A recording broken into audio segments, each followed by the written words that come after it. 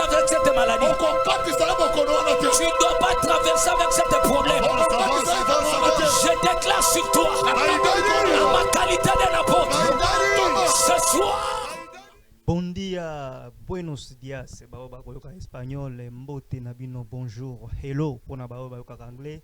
Merci beaucoup, il y a beaucoup de sous mokolo ya lelo pona émission nabino. Awa to décider tout ça la direct parce que vous réclamez trop peuple de Dieu partout pour la vision na 5 continents. Merci beaucoup Kolo Azala nabino comme d'habitude na yambe bino na consultation prophétique ya lelo. Monsali Nanzambe, Moumbo Nanzambe, le visionnaire, apôtre, Moïse Kassongo, il y a communauté résurrection, pas Jésus-Christ. Au adresse na bandage, je crois, tu rappelles à tout moment, arrêt horoscope, non loin na maison communale, il y a bandal, na avenue Kivu numéro 3. Wanande sika ezali siège, topé sika okendo kosolana, Thomas na Kolo, topé Monsali Nanzambe, Mbote papa journaliste. Et sengo ya koyamba yo nazo rappeler que toza lelo en direct na sengi na yo parce que bato ebele ba ko senga bazo benga yo des fois bazo zo yo te oza concentré oza na mambo ebele des fois ba temps ezo kesana ba sengi lelo vraiment en direct au consulter bango en direct. Alors bazaki déjà averti et on a zolé ba benga maman papa benga ndeko nyonso akota bozwa numéro eza déjà wana pour que vous contacter apôtre. Santé ndengeni. Non, santé ça très bien. Le Seigneur est en train de nous faire sa grâce. On est là, nous vivons. Je crois que c'est un peu ça. Merci beaucoup. Communauté P, les autres malamu jusqu'à là. Non, communauté ça très bien. Les dates ça le 21 juin. Voilà. Communauté ça très bien, ça évolue très bien. On est là. Merci beaucoup. Peuple de Dieu, Basenga qui toujours na besoin vraiment dans le plateau. Au tika téléphone ouvert l'élo parce que bazo là, bazo benga des fois ba interruption zo na kati ya communication. Ya on a yo préparé téléphone na yo pour que tout ya m'appelle d'un moment à l'autre. Alors, apôtre l'homme de Dieu, moi problème réseau c'est quoi qu'on a évité sur réseau c'est quoi communauté. Est-ce que na koki osambela te? Exactement. Merci beaucoup. Yawe nsambe na makoki nyonso na pamboli live oyo na pamboli pe bandeko nyonso o bazolanda biso en direct asengi lole fungwama. Saint-Esprit na kamba biso. Plan nyonso et diable te rendre en les sans effet au nom de Jésus. Amen. Amen. Amen. Monsali na nzambe tolobela yango et en même temps to ba pe mambo lien mais to keno mambo communauté. Moi avant mon côté na communauté ba publier l'un des soldats na yo l'un ya généraux na yo oyo yo o tia kiloboko o pakola ki mafuta ba bimi prophète Samuel oyo za na église ya Barumbu je crois impression na yo nini ba publier les na internet ezotambola partout o pesa ka réponse vite fait to les cas na po essentiel. Bon naza na réponse na question na te je crois que nako au moment opportun, je vais parler sur ça. Et quand je vais parler, je sais que Mokili eko ningana. Parce que tout le monde a besoin que je parle. Mais na ozo basikote. Ozo ki ma question ana. Non, je n'ai rien parlé sur ça pour le moment. Je n'ai rien parlé. J'ai donné l'ordre na ba communauté nyonso.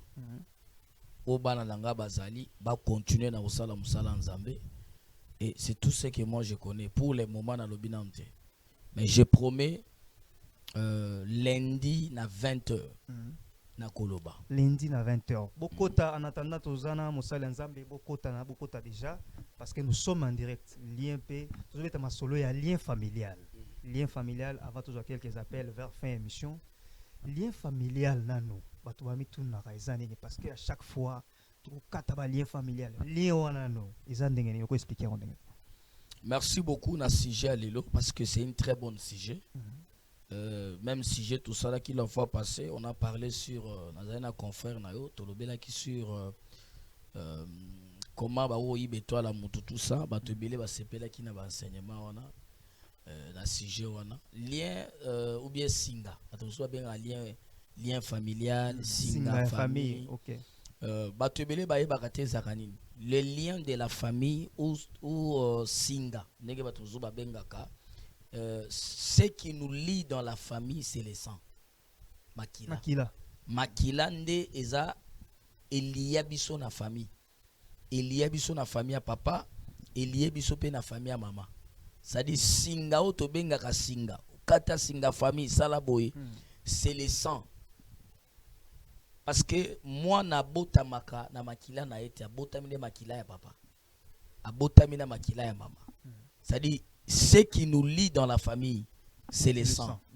Et c'est le sang qu'on appelle le lien. Vous comprenez? C'est dans le sang qu'il y a l'esprit de la famille. Parce que dans chaque famille, il y a toujours un esprit qui est contre la famille. Il y a toujours un esprit qui est dominant la famille. Il y a toujours un esprit qui est contre la famille. C'est-à-dire qu'il y a un esprit qui est dans la. Vous comprenez?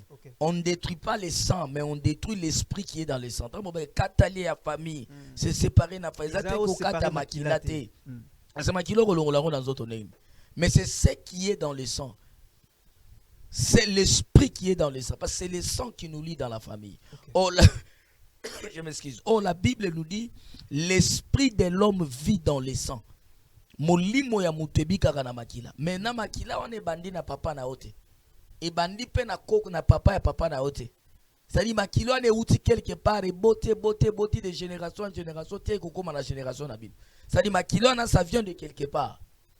Maintenant, dans chaque famille, il y a toujours un esprit moko ici dans la famille.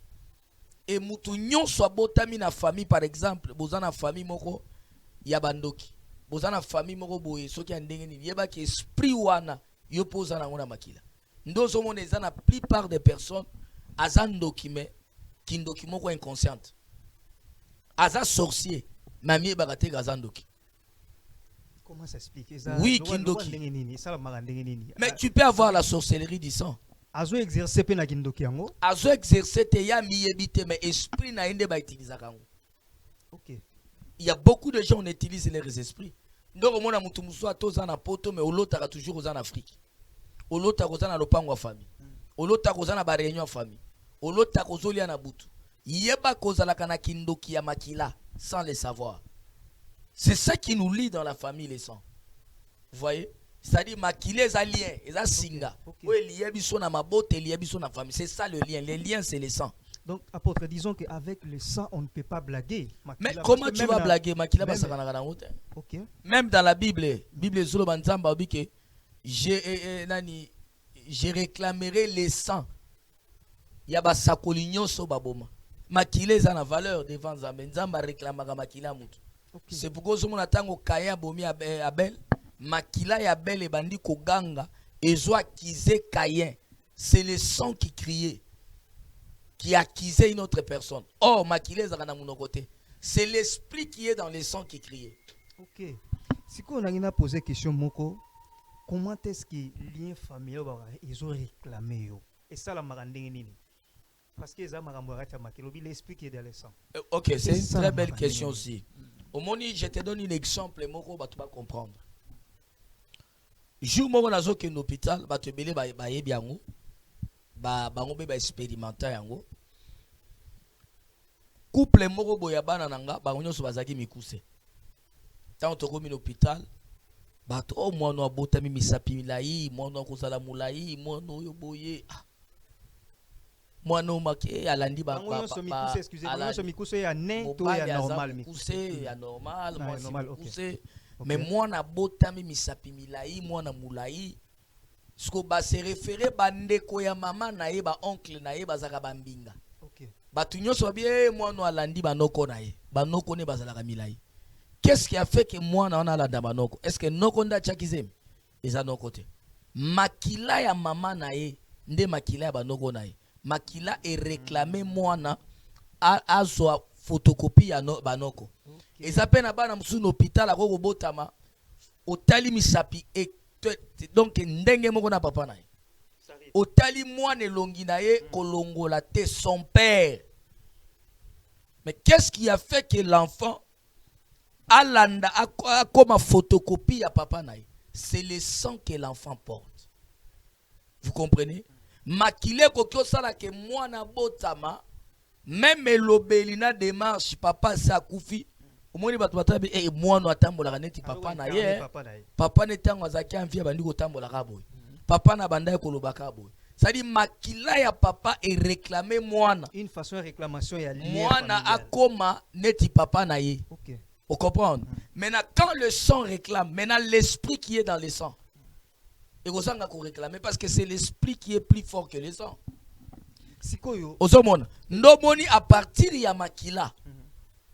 Makile koki ko réclamer yo obika vi maman no abika. Kaka makilo zomona we. Okomona ezana mwana mwasi mususu na vi na ye avanda na mobali mokoti.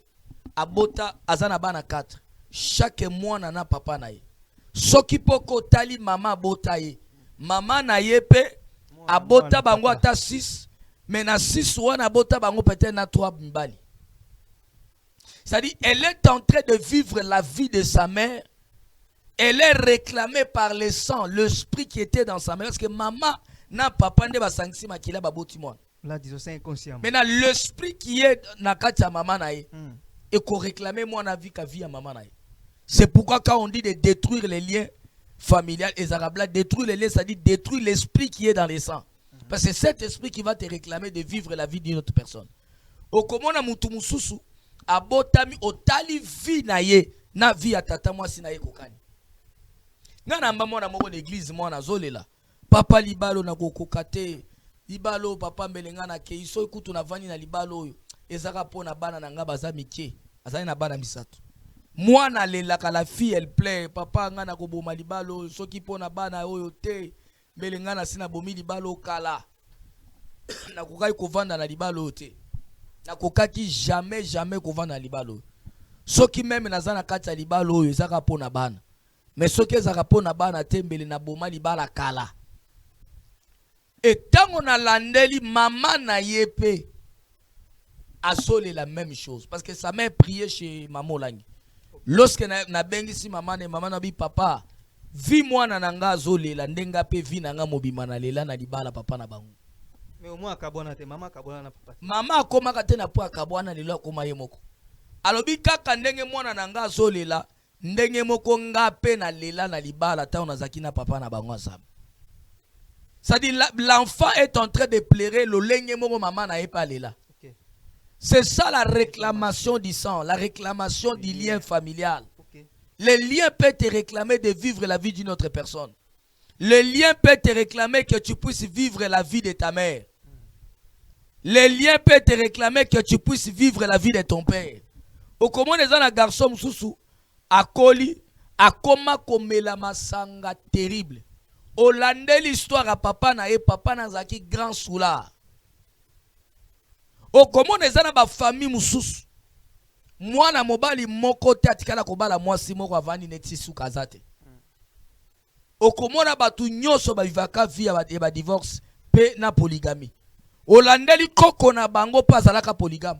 Mais papa na bango pa zaki polygame. Dans ce cas apôtre na katiote nazo senga peuple de Dieu boya parce que en direct apôtre azo fungola téléphone bo benga lelo bo solana en direct à prophétiser pour nabino apôtre tukoloba lelo que na famille est-ce qu'il y a possibilité aussi ngo lobi yako ya lien ngo zolanda okoki ko bika pe lien ata eza ya famille na yote mais ya mutu muso ko kopé yango. Mais oui, c'est à travers le sang. Et surtout, tango moi, si dans mobali babala, il faut beaucoup tirer attention. Lorsque tu veux épouser une femme, n'épouse pas d'abord seulement la beauté. Même un homme. N'épouse pas parce qu'il a beaucoup d'argent. Lukana noye ba famille ba moi si nanga ou bien famille mobali onga na zobala. Esprit nini dirige la famille na bango. Parce que le fait que zobala mutu. Yeba déjà que le fait bozo ça la mélange rapport sexuel et ça la mélange à makila. Kaka ndenge mutu akoki kozwa ba infection na rapport sexuel. Kaka ndenge mutu akoki kozwa sida na rapport sexuel. Ndenge pe mutu mususu pe akoki kozwa ba esprit ya famille mususu à partir ya rapport sexuel.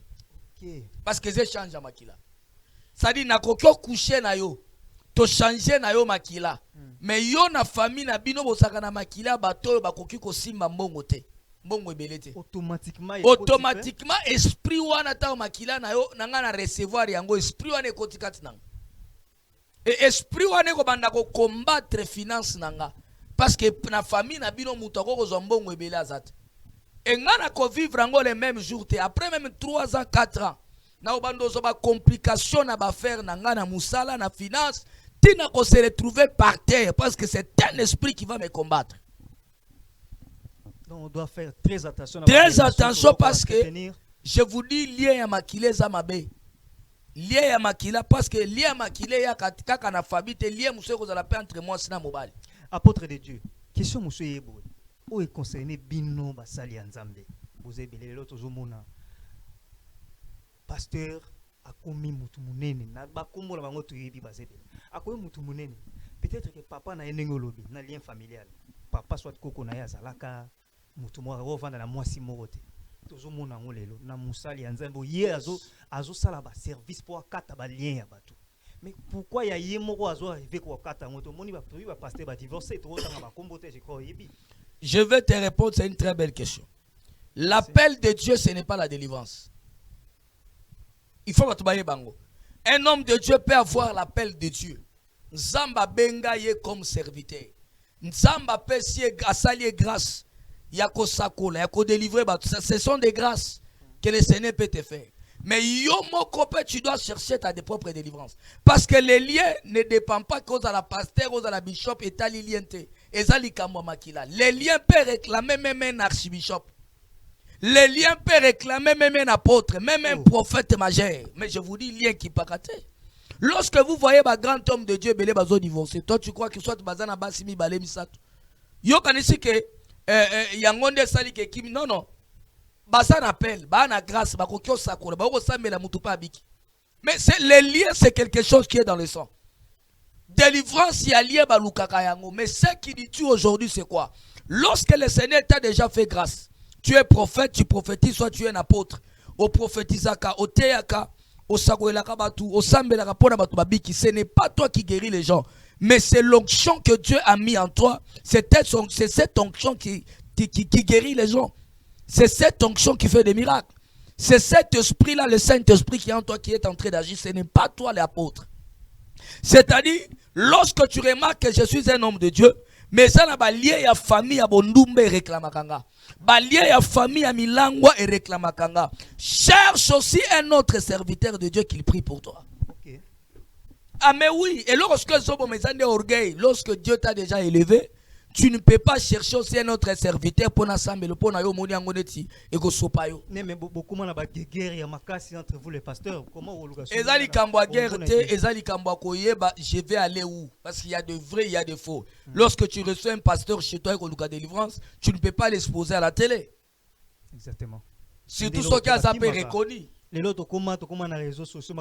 Parce que délivrance, c'est la délivrance. Même au Yoga que docteur a se soigné raté.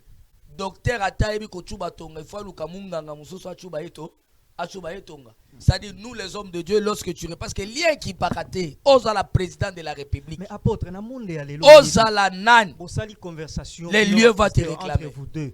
Au moni lobby audio on est frité dans les réseaux sociaux. Comment un pasteur peut faire confiance à l'autre dans un moment où conversation privée abino to olanda ba scandale salama ki na ba pasteur na biso minene otoyebi. Mais yozo bima na sujet to komo ke na maramba ya ya ba ya lien les autres wane zo qui peut lien te wane zali jalousie ya ba pasteur qui jalouse les autres personnes. A comment bango ba eka mikolo ba mata. Pourquoi uyebi combien bazo bundisanga apôtre Moïse? Parce que naza mukuya kuya na uta este na ye na leki bato ebele nzamba salinga grâce au s'imposer. J'aurais beaucoup de combats na kozo bitumba ya forme nyonso bakoluka bakitisanga mais na kokita au moins que soki nzamba za na ngate mais soki nzamba za na nzambe natindanga na kokita par rapport à quoi bakobundisanga bakusala ba complot ekosimbaka te l'apôtre Moïse est là. Apôtre Moïse Kasongo est là, nazo senga bino bokota bientôt, nazo senga ya fungola téléphone dans quelques minutes. Mais quand Jésus dit que soyez mes imitateurs, apôtre Moïse Kasongo, tant que Jésus a bateau za ba imitateur na ye, a bengio déjà ozui appel au commis serviteur na ye. Lien wana automatiquement ko katanate. Non, appel ce n'est pas la délivrance. Vous savez lorsque l'apôtre Paul a qui appelle et le quoi bosso Bible solo ba apôtre Paul a kutanaka na Christ en colonne de feu à comment qu'aveugle Nzamba tindi akende pa Ananias asambela pona ye. Apôtre Paul, quel que soit, il avait raconté Christ. Bateya ye pa mutute. Mais pona banda kosale la nzambe musala, il faut nano akende pas serviteur mususu a prier, a délivrer ye misu na ye fongwam. Okay. Un serviteur de Dieu, tu dois passer à la délivrance. Et laisse-moi te dire, délivrance, c'est à la mukolo morote, délivrance, c'est à la processus. Et ça que l'eau faut qu'on lande la yango. Et réseau bon ma tu belé ba ko sambele la o lelo lobby pendant une semaine pour na yo kesili.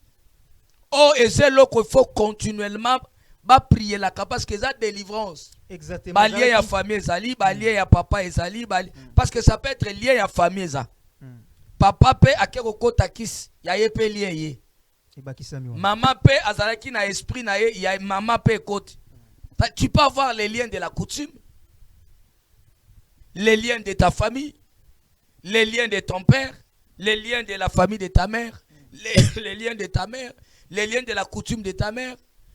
C'est-à-dire quelqu'un a plusieurs sortes de liens dans son corps qui demandent la délivrance. La délivrance c'est processus, c'est-à-dire qu'on l'a la yango. Donc disons que nous allons pour délivrer, motoyer les prières, on est la délivrance. Pourquoi est la délivrance? Pourquoi est ali ko chasser ba esprit? Parce que la Bible dit par le nom de Jésus-Christ on chassera les démons et les esprits. C'est-à-dire par le nom de Jésus tu pries pour quelqu'un quoi il esprit bimi. Ce n'est pas dit qu'à jouer délivrance. Ba esprit de bimi. Délivrance c'est quoi? Délivrance c'est quitter dans un monde qui te prive la liberté et aller dans un monde qui te donne la liberté. En d'autres termes, Zanetti, kobima na prison, parce que lorsque quelqu'un est dans la prison, il est limité de rien faire. Maintenant, sortir dans la prison, c'est retrouver dehors. Parce que libanda okoko matanamutu kanayo, okoko kende lemba, okoko kende boye, tu es libre, mais lorsque tu es dans la prison, tu n'es pas libre. C'est pourquoi j'ai dit, c'est quitter dans un monde qui te prive quoi? La liberté, parce que lorsque quelqu'un est dans la prison, il n'est pas libre, il n'a pas la liberté. Et sortir, c'est ça la délivrance. Kobima na prison, kobima bisika ba priva en liberté, kobima bisika ba priva ke yo ko botate, kobima bisika ba priva ke yo ko balate, kobima bisika ba priva ke yo ko zoka musalate, kobima bisika ba priva ke yo ko zo documenté quelles que soient les années que tu as fait en Europe. C'est ça la délivrance. Lorsqu'on prie pour toi, tu te retrouves ko bandi ko zo documenté au document. Tu as eu la délivrance.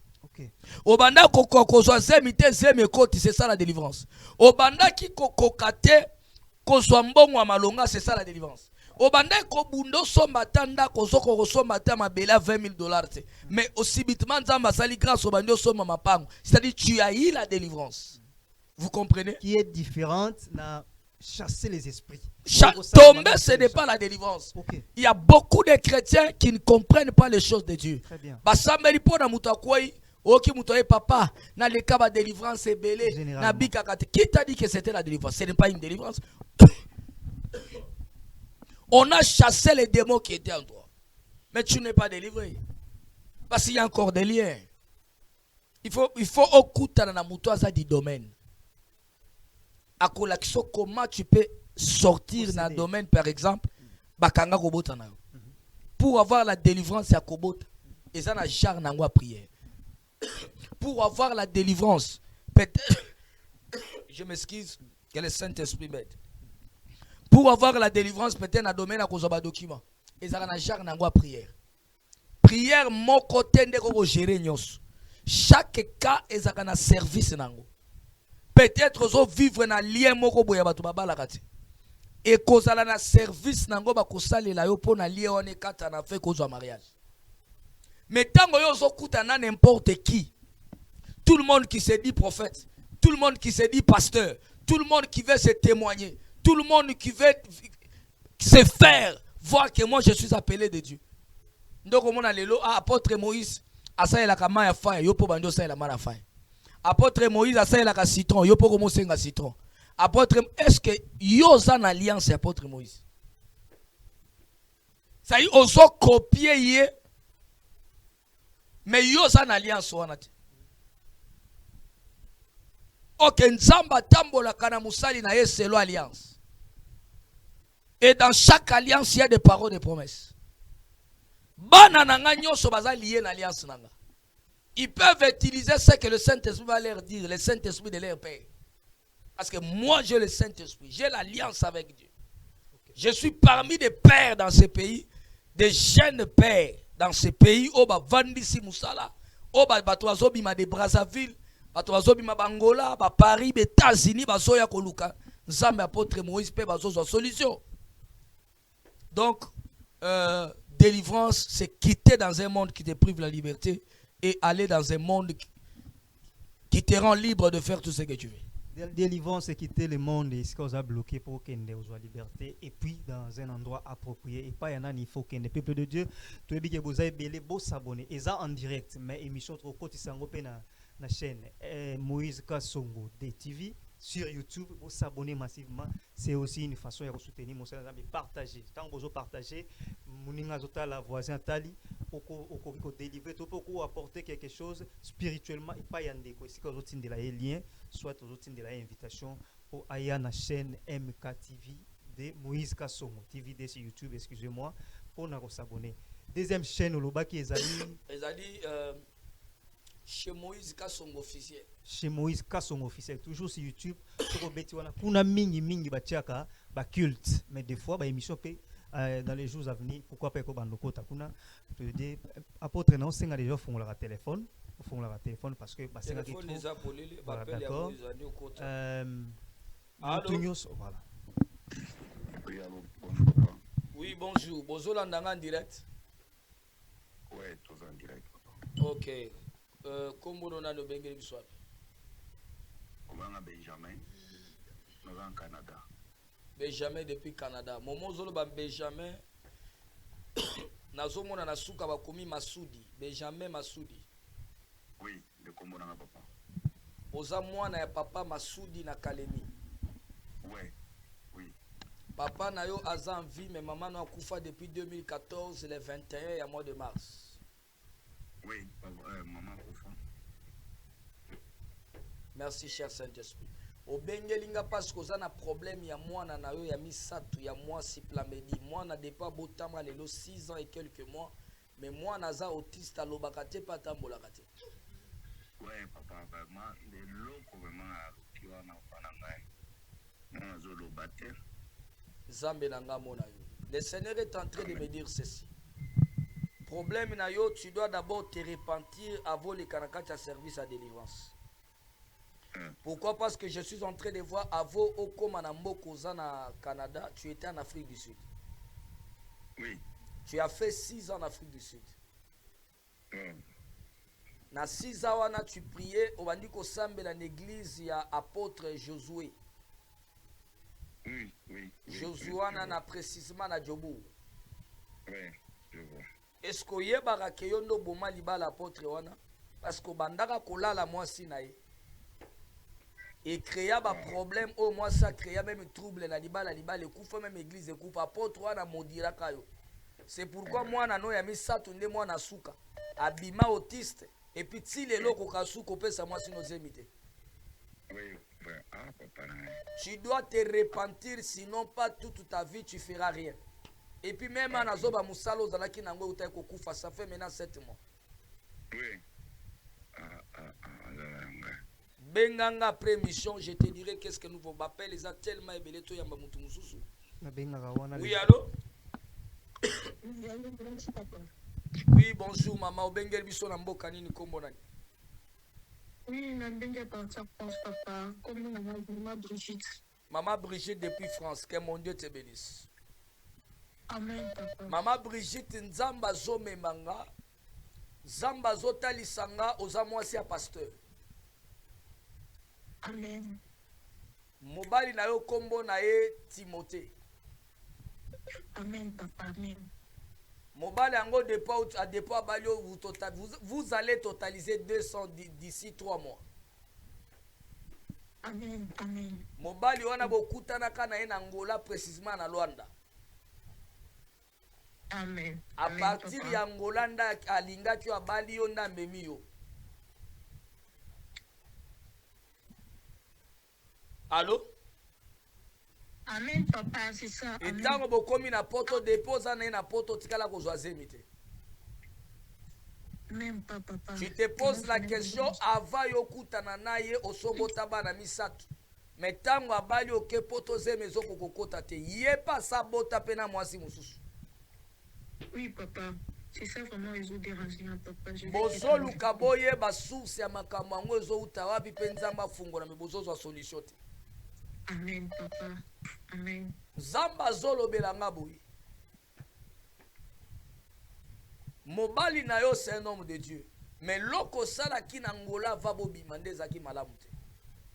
Parce que na somona après mobali no kobalo na ngola atika ki na maboko ya camarade na ye pona camarade ndas asungo na ba démarche pona kokolande na poto. Tu te souviens?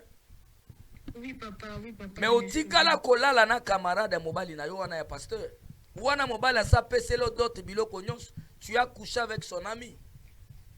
C'est à partir de ça le Seigneur est en train de te frapper.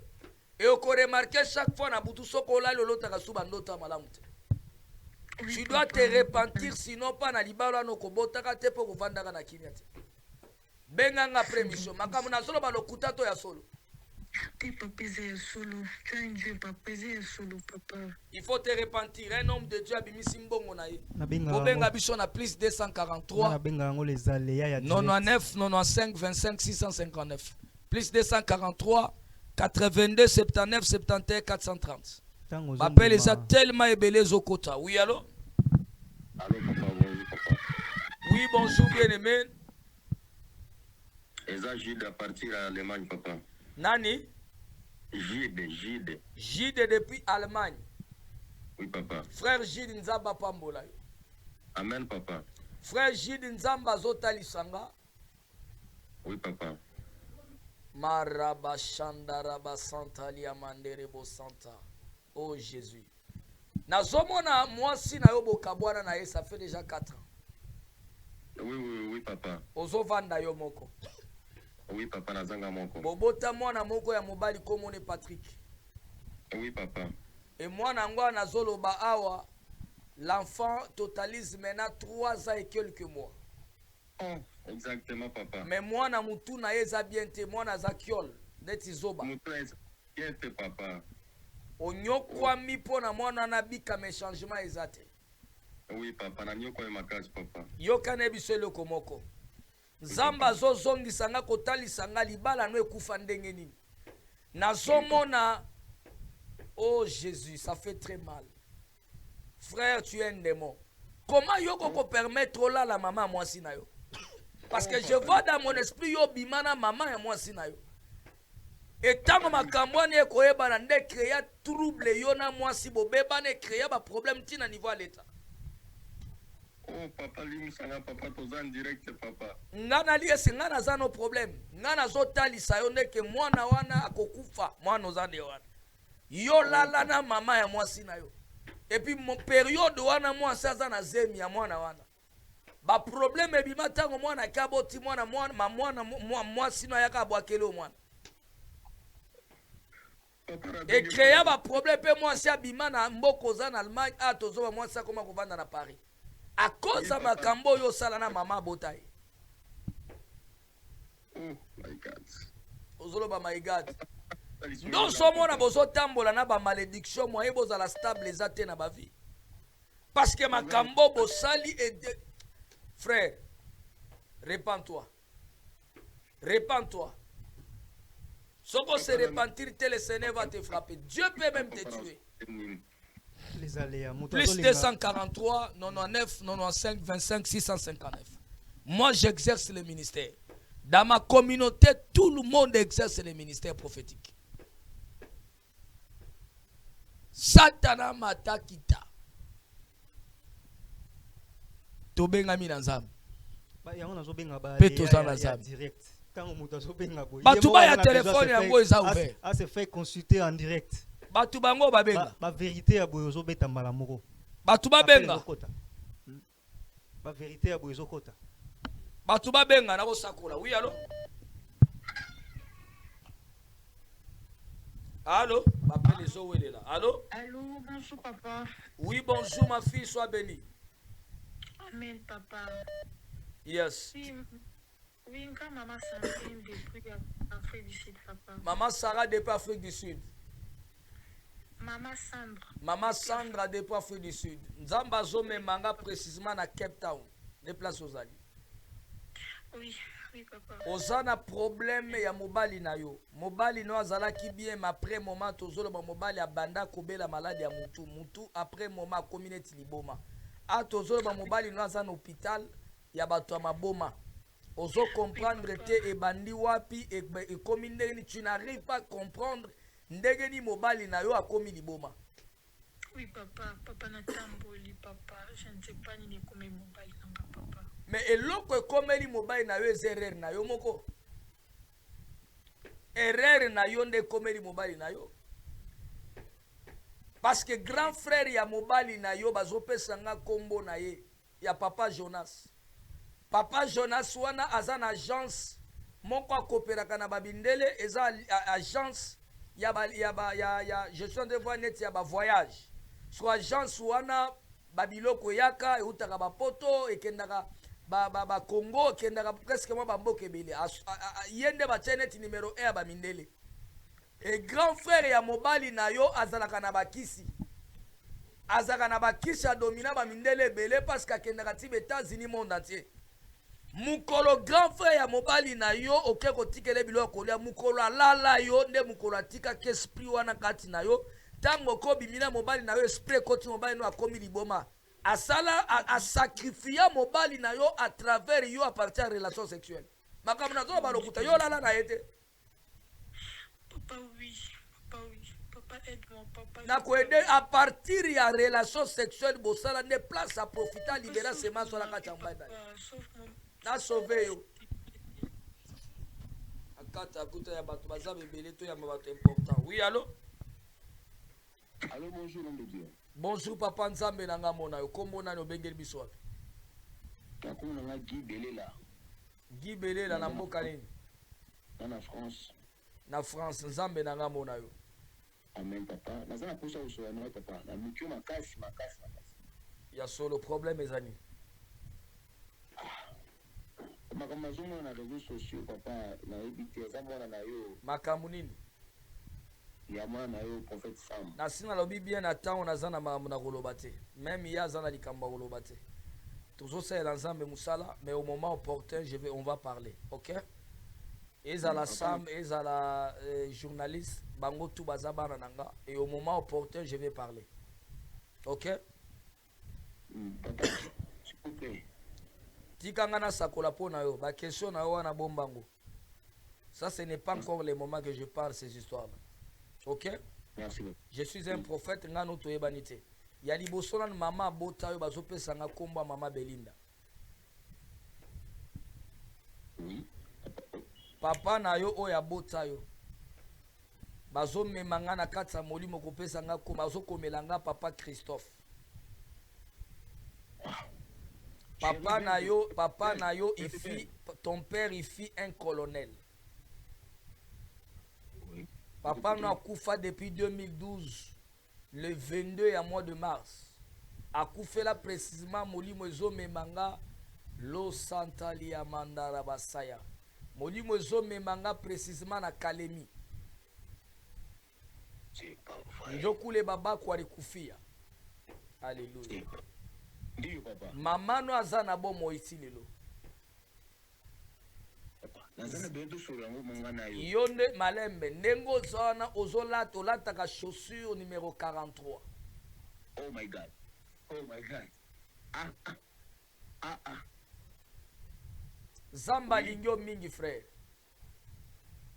Zamba lingyo makasi. C'est vrai, tu écoutes. Mais problème au bengeli ngai depuis moi si boza na ye bobota zeme kotaka mbala moko boboti mwana ngo akufa ti lelo 7 ans zeme kotaka sute. Viens ici. Malembe kobenga ozobenga na ndelo toswa na yo. Ti lelo boluka ba prière ya façon nyonso esimba te. Ti lelo na zolo bao. Ti ekoma na pwe obima libanda meme na basi mususu ankwa ke peut-être okobota zemi petikali kokota te. Eza na fille moko bazopesa nga kombo ya Vanessa. Tango yaka na Congo akoselaka ozemi. Me tango bandi obokola zemi wana ozwelie na ndako na Congo. Maman no achaka maloba ke soki eza zemi ya mwana nanga mwana botama. Et nazomona na kati ya molimo avant 9 mois ekoka. Mwana mwasi wana asala avortement zemi wana ebima. Kutu alingaki même akufa. Vous avez un problème qui est en train de te combattre. Parce que je vois le ciel est déjà ouvert. Benganga après mission, na ko révéler makamuso tika la koyeba te tika nzambe na nga pambola. Il y a des histoires terribles qui se passent dans ce monde. C'est terrible. Je ne sais pas les autres on a continué bien arrêter. Bon, en tout cas, nazomona to comme appelle na suka déjà presque. Batumo bagi pour la consultation, mais je crois consultation to ça lango physique, to ça lango prochainement. Yes. Prochainement parce que le quoi toujours autant mingi pour un numéro de téléphone. Toko suka tawa na ebité technique. Ba programme na weza ndenge nini. En attendant, to pesi bino quelques minutes o ya ko benga siko bengi mais sinon toujours arrêter. Appelle les autres taraka. Appelle les autres. Bon, yamba ya suka, yamba ya suka comme ça to na yamba appelle ya suka et puis appelle ya suka. Oui, allô? Allô, bonjour papa. Oui, bonjour bien-aimé, kombo na lobengeli biso wapi? Comment on a papa Zolantima, Naza Mutabraza, mais précisément Naza en Égypte. Aux en Égypte pour le moment? Oui papa. Nazomona mwasi na yo bazopesa nga kombo ya mama bibi. Babenga ke kabibi, mais bakataka bibi. Oui, précisément papa. Azana problème ya mukongo. Oh. Ana zolo bakoma kolata ceinture et simbite akomi alati ceinture bazo pousser na chaise roulante. Mukongo azana problème ya colonne. Oh. Papa n'a des problèmes tout ça na ndako papa na ngai. Azoko konyolo katepe kotambola te fa tambola konguma mapena nzete. Donc douleur ya makasi ya santaraza kimete. Tozo nyo makasi na pupe mon papa nzambe na osunga biso papa. Oh my God. Mais bino boja en Égypte, lobi na mboka nini? Toza en Égypte papa, mais naza mtu wa Braza. My God. Congo Braza. My God. Nazomona bitumbeza makasi mwasi no bazobundisa ye na famille na bango balingi te kaza la stable. Benganga après mission to kusolola. Na yamba bapele ata mususu ya suka. Bon, yamba ya suka, yamba ya suka. Oui, papa, bonjour maman, boni maman. Comment on a bengeli ngapi?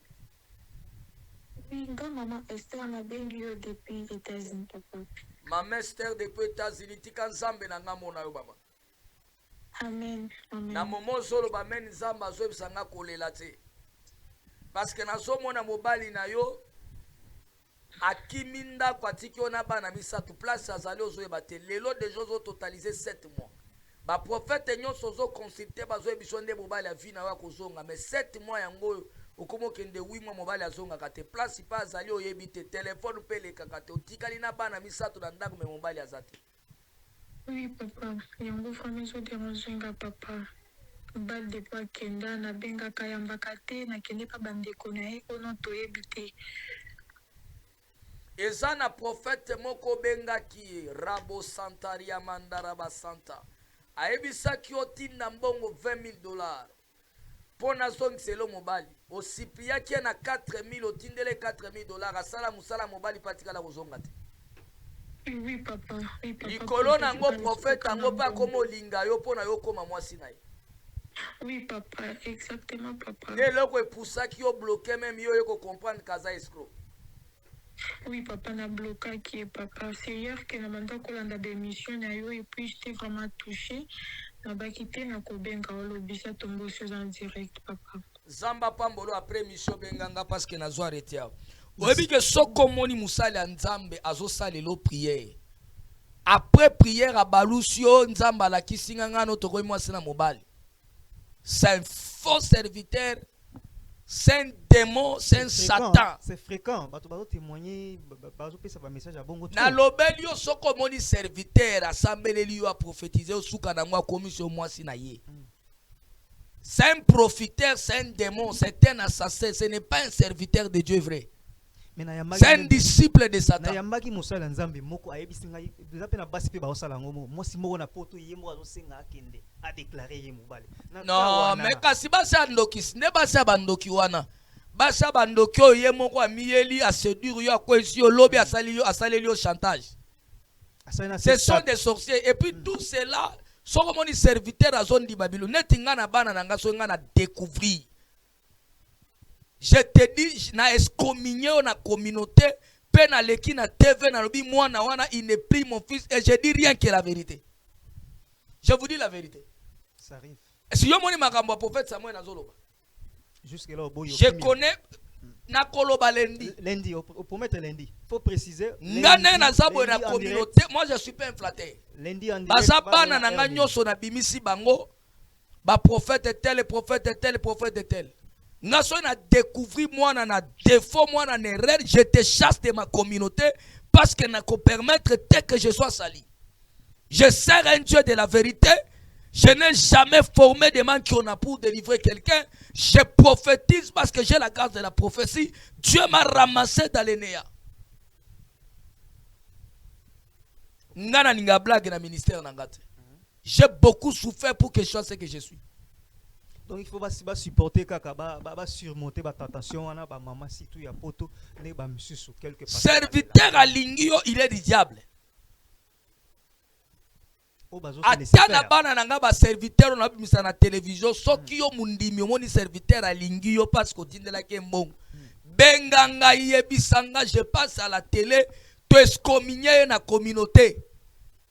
Sacrifier bangote quand même bon. Non, il faut marcher dans la vérité. Ça, ce n'est pas un sacrifice. Ça, c'est le Moïse. Nous avons besoin des enfants qui sont modèles.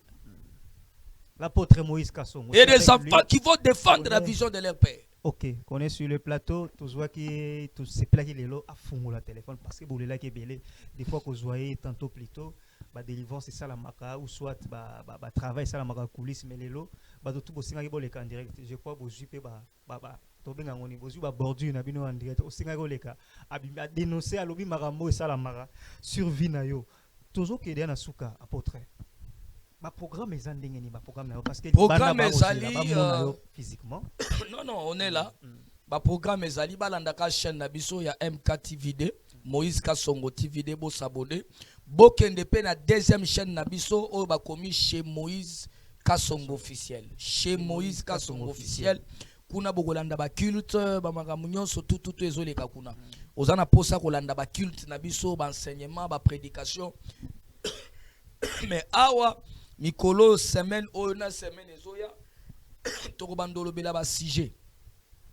Hein, to bandolo bela ba sujet neti si Dieu nous rend grâce to kolobela ba sujet à Marie de nuit, to kolobela ba sujet à comment quelqu'un peut être possédé. Comment découvrir quelqu'un qui est possédé, comment découvrir quelqu'un qui a la sorcellerie, comment mutakoki komiye ba kenga nazana kindoki inconsciente. Okay.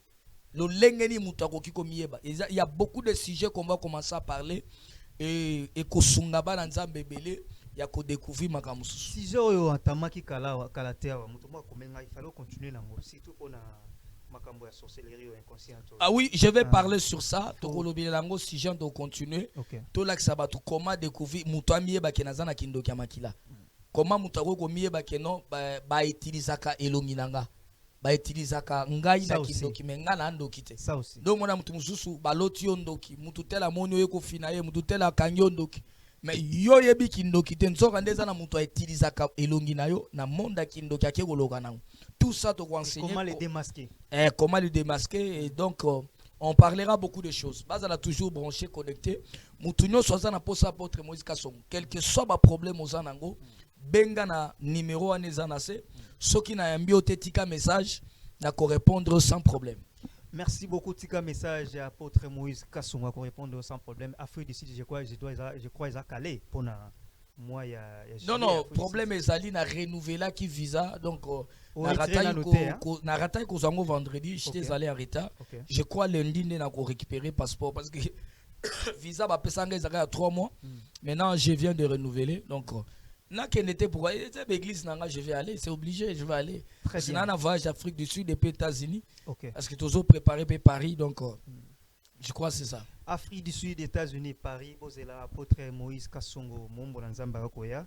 Merci beaucoup. Na sepeli po Bozala qui est belé devant la poste téléviseur, surtout en direct devant le smartphone. Bolanda qui Moïse Kassongo. Je rappelle qu'il est le visionnaire, l'apôtre, ou alors il est le représentant légal. Il y a communauté résurrection par Jésus-Christ. Oizouamina Bandal, non la maison communale, arrêt horoscope, avenue Kivu numéro 3. Vous avez besoin de contacter via un téléphone, numéro Yangoana, ils ont marqué dans le bas de l'écran. Voilà, vous bengi wana bokozwaye à tout moment. Et puis na air nyoso yambaka lisusu, il faut confirmer ngo batu ayambaka à tout moment. Vous s'abonner massivement à Moïse Kassongo TV2 sur YouTube, topé lisusu na chez Moïse Kassongo officiel na YouTube toujours. Wana bokozwa bakilite to kutani mikolo mzali koya soki kolo azongite botikala malamu. Merci.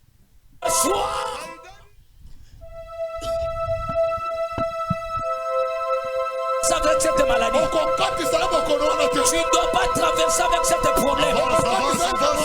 Je déclare sur toi, à ma qualité d'un apôtre, ce soir.